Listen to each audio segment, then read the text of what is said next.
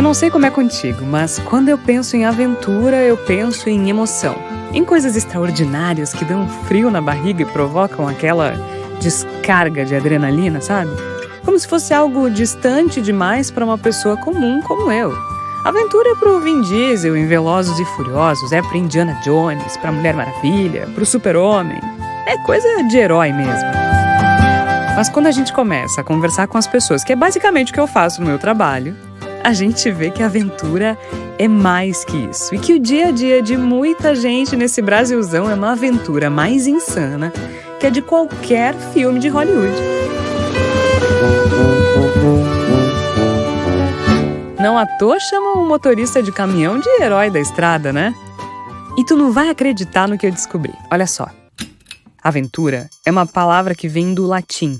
Ela era separada, ad venturi, que significa literalmente o que vem pela frente. Ou seja, embarcar em uma aventura não é necessariamente participar de uma atividade radical como, sei lá, pular de um avião. Participar de uma aventura significa estar preparado ou mesmo ansioso para o que vier. Eu acho que é o pensamento padrão de quem pega a estrada, né? Especialmente trecho longo, que tem todo tipo de surpresa pelo caminho. Nem sempre boas, é verdade. Aliás, tu sabe quando o caminhão foi inventado? Eu fiquei encanzinada com isso e fui atrás. Em 1770, na França, inventaram algo parecido com o caminhão, mas usavam uma caldeira a vapor para movimentar o bicho. Era tipo um trem, então, né? Mas o caminhão mesmo, como a gente conhece, ele foi criado depois. Lá pelos anos de 1880 e poucos, um alemão de nome estranho inventou um motor movido a gasolina para facilitar as coisas. Mas o engenheiro Gottlieb Daimler, e eu espero que esteja falando certo, não era lá muito aventureiro, não. Ele era todo engomadinho. Aventureiro era quem dirigia essa brincadeira. Imagina só que tranquilidade. Vem comigo. Vamos pensar em como era a vida há uns 120 e poucos anos. Tinha nem luz direito, gente. Calcule como é que era um caminhão. O pneu era todo de borracha, por exemplo. Pensa na maciez do trajeto. Quando meu avô começou a dirigir, lá pela década de 50, mal tinha asfalto. Seu Orozimbo nem sonhava com direção hidráulica, câmbio automático, celular, que nada. Era difícil achar telefone com fio, meu amigo. Luz era luxo, posto era raridade. Era o homem sair de casa que fazia o Indiana Jones passar vergonha. Como quando ele saiu para Arco Verde e não sabia que carga ele ia buscar. Quanto dá 400 gramas? Porra, Madonna, vai na boa. Eu sou Georgia Santos e esse é o Rádio PX e as histórias da estrada. Rádio PX é um oferecimento de Motorista PX, o melhor estilo de vida. E no episódio de hoje...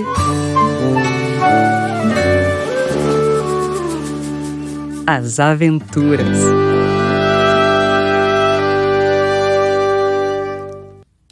O que você faria se não soubesse para onde está indo, mas precisasse chegar lá mesmo assim? Imagine dirigir 400 quilômetros sem mapa, sem celular, logicamente sem GPS, sem companhia, sem nem saber se o lugar de destino realmente existe. Agora imagine fazer isso num momento em que as estradas não eram todas asfaltadas. Bem, ainda não são, né? Tu sabia que só 12% das estradas do Brasil são pavimentadas? Pois é, mas eu tô falando de um momento em que até as principais estradas eram de chão batido, não tinham sinalização, não tinha iluminação, não tinha acostamento. A gente viajando sempre tem uma coisinha aqui, ali, né? Essa é a história do meu avô, ou melhor, uma das histórias do meu avô, e de como ele aprendeu que, às vezes, o que parece uma boa oportunidade pode ser uma aventura sem garantia de final feliz. O ano era 1963.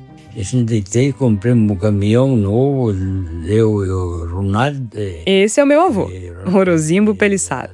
O homem tá com 91 anos e gosta de uma história que só vendo.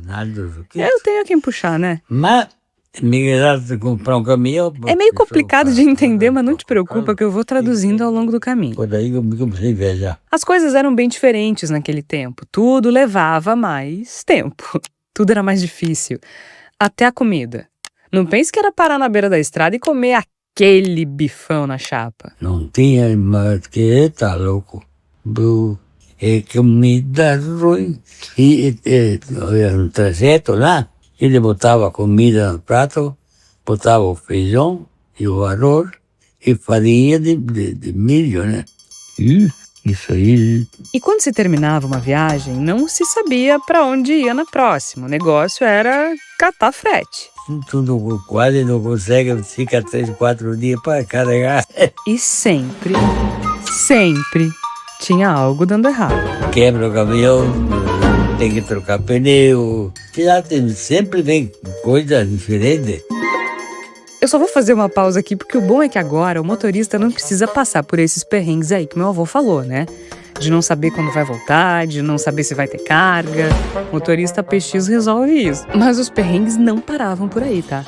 E depois de arrumar carga, para arrumar o quem descarrega. Eu juro que não foi combinado, mas esse é outro pepino que a PX resolve com o ajudante PX. Eu falei que motorista PX é o melhor estilo de vida. Mas vamos voltar para a história. Foi numa viagem ao Rio de Janeiro que o meu avô aprendeu que nem todos os problemas da estrada vinham da estrada. Eu não fiz muita viagem por Rio. Não gostava. Porque era perigoso também naquela época. Não era fácil. Ele tinha descarregado a carga no Rio e com o caminhão vazio precisava de frete para voltar para casa no interior do Rio Grande do Sul. Senão seria um prejuízo tremendo. E foi quando um rapaz se aproximou dele. É sempre um desconhecido, né? Esse rapaz se aproximou e fez uma proposta que mudaria completamente o rumo das coisas. Ele disse que tinha uma carga boa para puxar, mas tinha uma condição. Então, olha, eu tenho carga, mas não é fácil. Tem que ir a Arco Verde. Arco Verde dá 400 quilômetros de Rio para Arco Verde. Ele tinha que ir até Arco Verde. Muito Mato Louco, quanto dá 400 quilômetros? O vô falou que fica a uns 400 quilômetros de distância do Rio, mas eu fiquei encucada e fui jogando o endereço no Google, pesquisando aqui e ali, e eu só encontrei uma cidade de Arco Verde, em Pernambuco. Então, eu imagino que a tal viagem não tenha sido ao Rio de Janeiro, como o vô falou, e sim a Recife. Ele adorava viajar para Recife. Mas isso deixava o pepino ainda maior e a viagem mais longa. Arco Verde fica a 260 quilômetros da capital pernambucana e não 400, como ele indicou. Mas, de novo, eu fui fuçando na internet e talvez ele não esteja tão errado. Porque essa distância a gente mede na viagem pela BR-232, que só começou a ser construída em 1967, ou seja, 4 anos depois da dita viagem. Então não devia ser um trecho tranquilinho de se fazer e de fato poderia ter aí 400 quilômetros. Né? E em 1963 isso não era apenas longe, gente. Era uma odisseia. E ele aceitou a aventura. É muito boa aventura. Lá foi meu avô para uma cidade que ele mal conhecia, atrás de uma empresa de que ele nunca tinha ouvido falar, confiando na palavra de um estranho. Tudo para dar certo, né? Uma viagem para Arco Verde há 60 anos era exatamente o que a gente imagina. Estrada ruim. Viajamos todo dia, fizemos 40 quilômetros. A estrada ruim é pena de burro. Tu achava um buraco, não tinha que entrar bem devagarzinho. E depois para sair de lá, já caía do outro lado, ia devagarzinho, e assim fui embora. A estrada era tão ruim que ele não conseguia avançar. Tinha vezes que ele só andava uns 40 quilômetros por vez e parava. E o tempo todo com aquela sensação no estômago de que alguma coisa errada não estava certa. Depois de 2 dias na estrada, meu avô finalmente chegou lá. E na chegada ele já sentiu que tinha alguma coisa esquisita. Parou o caminhão, desceu, perguntou aqui, perguntou ali.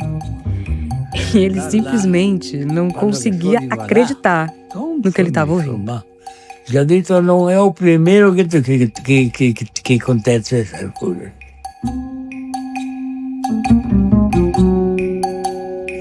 Essa firma não existe. Não tem. Ele até podia imaginar que encontraria uma treta no caminho, afinal, como ele mesmo disse, era uma aventura. Talvez até uma carga suspeita. Quem sabe tudo era parte de um grande assalto elaborado. Sim, isso já existia naquela época. Ou até uma espécie de golpe. Até não deixava de ser um golpe, mas que a empresa não existisse, era muito estranho. Pode fazer o que tu quiser, mas não é o primeiro que chegou aqui e para carregar nessa firma, mas a firma não existe nada. Ele fez 400 quilômetros por nada. Aparentemente, era só uma brincadeira sem graça. E bem cara, né? Isso que muita gente que vieram aqui me procura para carregar e tal, e essa firma não existe. Muita gente que aconteceu a mesma coisa que nem tu. E aqui tu não arruma carga? Onde eu arrumo carga? Ali, parado numa cidade estranha, meu avô entendeu uma coisa. Na estrada dos anos 60, e mesmo agora, vai, a aventura é o dia a dia. As aventuras acontecem o tempo todo. Mas ele não desistiu. Seu Orozimbo rodou o Arco Verde, perguntou, insistiu e acabou encontrando uma carga de chumbo com destino à Vitória da Conquista, na Bahia. E aí eu carreguei esse, eu acho que era chumbo. Não era o caminho de casa, mas era um caminho. E às vezes, na vida, qualquer caminho é melhor que lugar nenhum. Tchau, boa viagem. O lance da vida do motorista de caminhão é que a aventura encontra ele em qualquer canto. Não adianta se esconder. E é disso que a gente vai falar aqui no Rádio PX. Das histórias que a estrada conta. Das aventuras que a história dá. E essa foi só a primeira história. Para esquentar o motor e te mostrar a nossa motivação. No próximo episódio, a gente vai conhecer o Cezinho. E passei do lado, ultrapassei o cara e passei pra lá, buzinando pra ele. Eu falei, então agora vamos ter que descobrir pra ver quem que é o doido, quem que é o maluco, né? Aí sim o bicho vai pegar.